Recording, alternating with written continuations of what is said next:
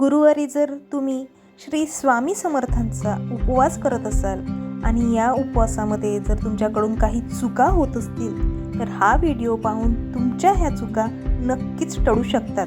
नमस्कार मंडळी, तुम्ही गुरुवारी उपवास करत असाल तर हा व्हिडिओ एकदा नक्कीच बघा. अतिशय महत्त्वाचा आणि तुमच्या खूप कामाचा हा व्हिडिओ आहे, तेव्हा स्किप न करता हा व्हिडिओ शेवटपर्यंत नक्की पहा.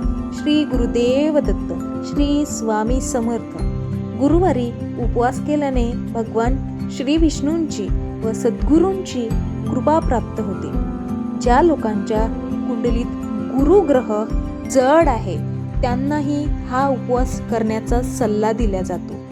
गुरुवार उपवासाच्या दिवशी सकाळी लवकर उठून प्रथम स्नान करावे, तसेच अंघोळीच्या पाण्यात थोडी हळद मिसळली पाहिजे. गुरुवार उपवासाच्या दिवशी शक्यतो आपण पिवळ्या रंगाचे कपडे घालावेत. कपडे स्वच्छ असावे. या दिवशी सात्विक अन्न सेवन केले पाहिजे.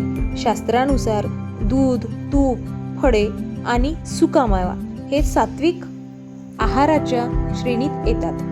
गुरुवारचा उपवास आपल्या जीवनात सुख, समृद्धी व भरभराट घेऊन येतो. ज्या देवताला किंवा सद्गुरूंना तुमचा उपवास समर्पित आहे त्या देवाची उपासना व नामस्मरण गुरुवारी करावे. तुम्ही गुरुवारचा उपवास एक वेळ जेवण करून सुद्धा करू शकता.